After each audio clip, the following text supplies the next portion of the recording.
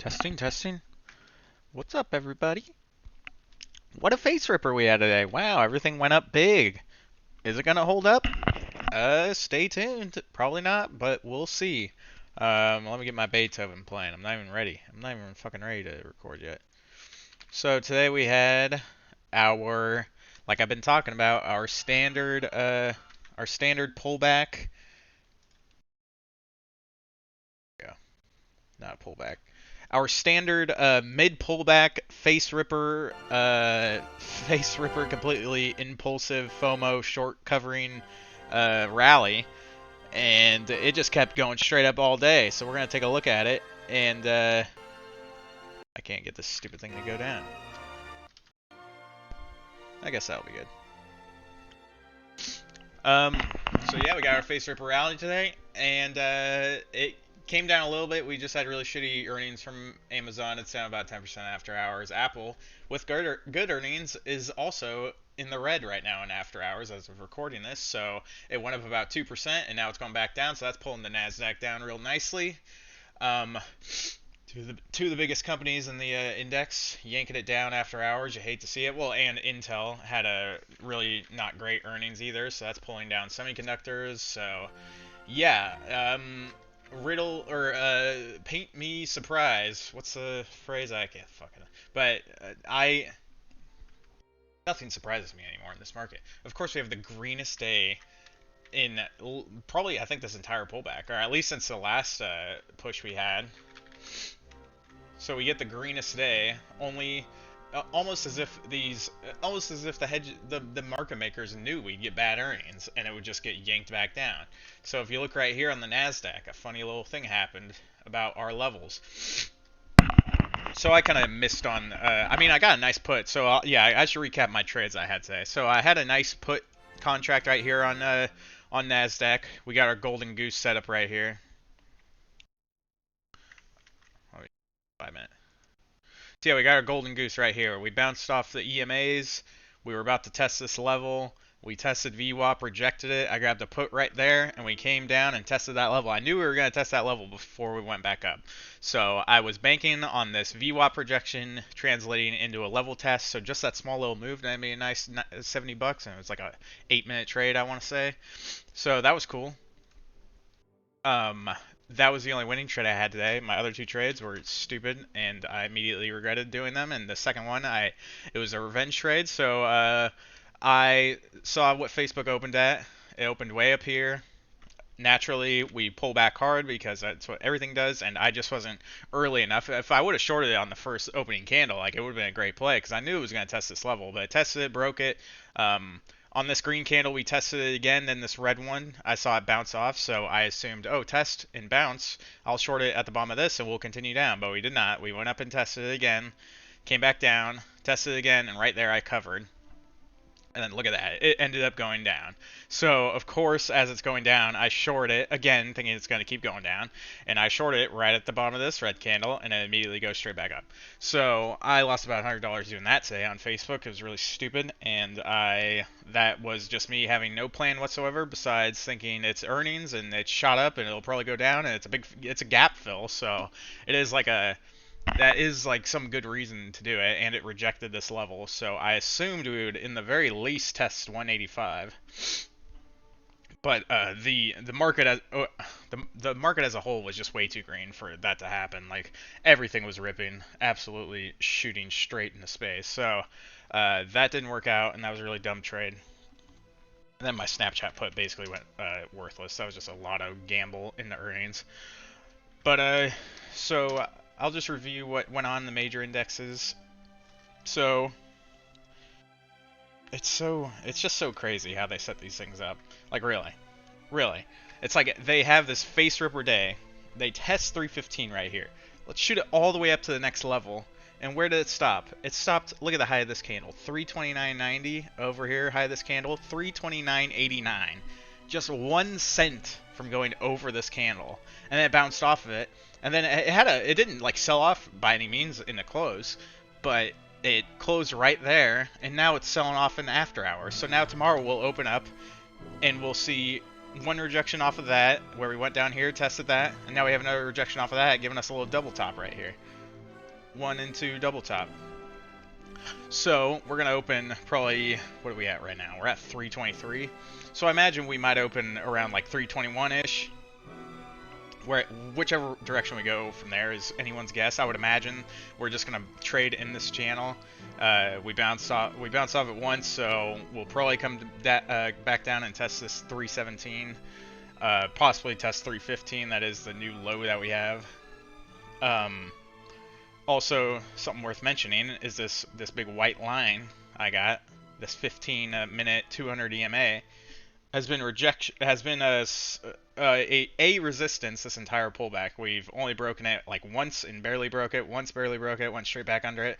And today, what do? We went over it and went straight back under it. So yet another rejection on that 200 EMA. We got a rejection of that 330 level. So yeah, that's where my suspicion of this whole rally came from, is the fact that it's just like too perfect. They bring it up to these levels, and then terrible earnings from Amazon, good earnings from Apple, but apparently it doesn't fucking matter. It's going down anyways. So they pull it up just to bounce off that level to the penny, to the 820, what, 328.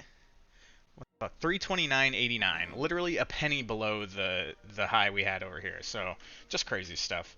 It's like a big game. They just set it all up, and it's like, all right, we're gonna buy up until we get to 329, and then we'll stop, and then it's gonna tank overnight. So then we're gonna get rejection and get everyone bearish again. So it's just like trap after trap after trap. I do regret. I mean, this was literally just, it just went straight up. This 5 minute, like, look at it. It just went straight up. I was waiting, pullback, anywhere, pullback, hello, can we get a pullback? Never got one, so I never entered. My chance to enter was, which I look back at, this was a really good chance to enter. We broke through VWAP, but then we held up the 21 EMA, broke back through it, broke back through that EMA. That was a golden goose right there. A perfect, almost perfect setup. So I regret not hitting that. And, I mean, by the time I saw it, we'd already broken this level, so I was like, alright, I'll wait for a pullback, see if we go to the next one. No pullback. It just went straight up. So, I'm trying to just stay disciplined and only buy on pullback so I get the best opportunities, because typically the NASDAQ doesn't just go straight up. So, I'm not going to trade, like, illogically, thinking that this is something the NASDAQ usually does. Oh, just buy a call, it's going to keep going up. It usually does not do that, so that's why, of course, and the one time I don't do that is the one time it does just keep going straight up. So, unlucky, but that is what the NASDAQ did today. Looking at the SPY, SPY also did a fun little thing.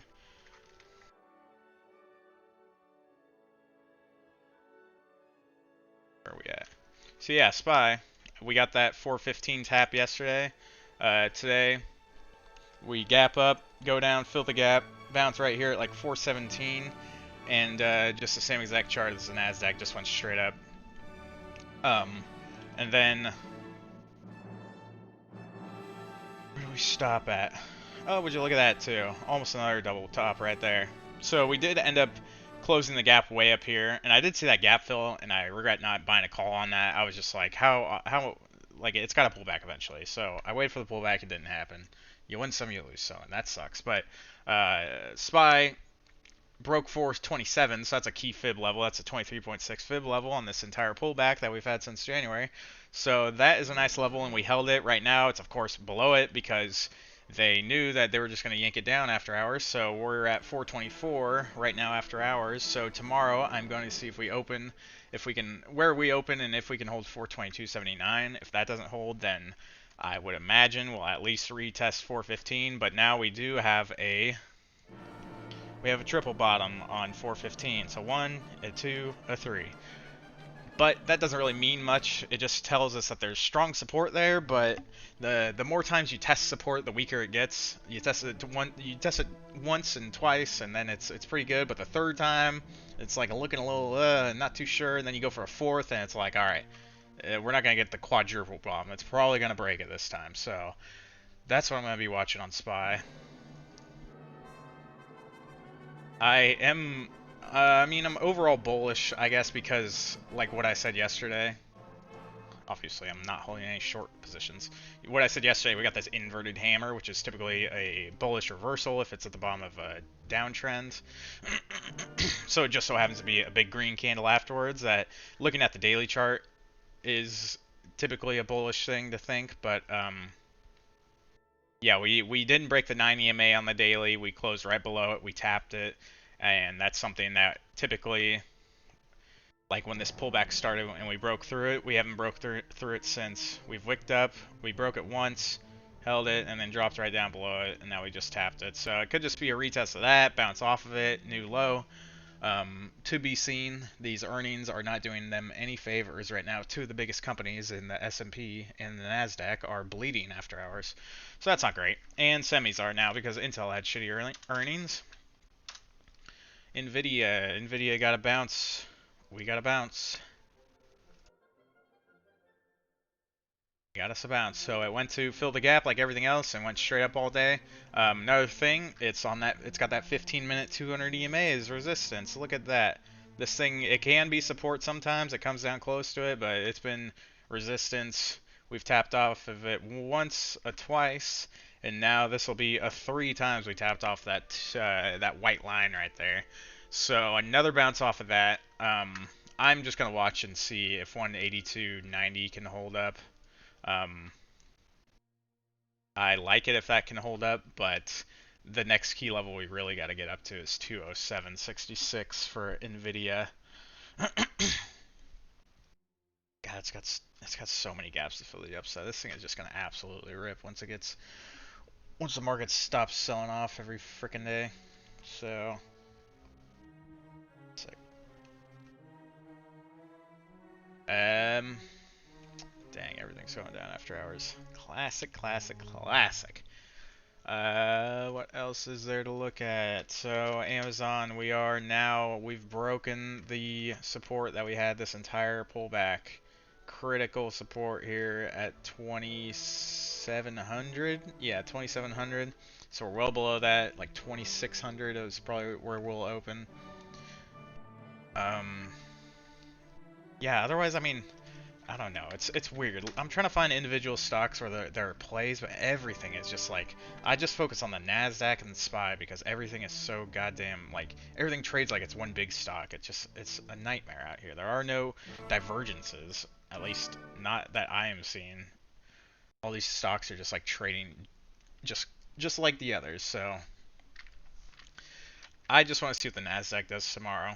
If we cannot break this level, if we get the retest of 330 and can't break it, that's gonna almost certainly take us below 315.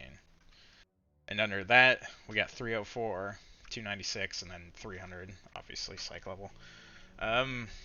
Yeah, otherwise there was a really bad GDP projection came out that no one saw coming, is that GDP is actually going down instead of up like we thought it would, but it wasn't that big of a deal because the consumer part of the GDP is not really what's contributing to the negative part of it. That's more so the government spending that's going down now.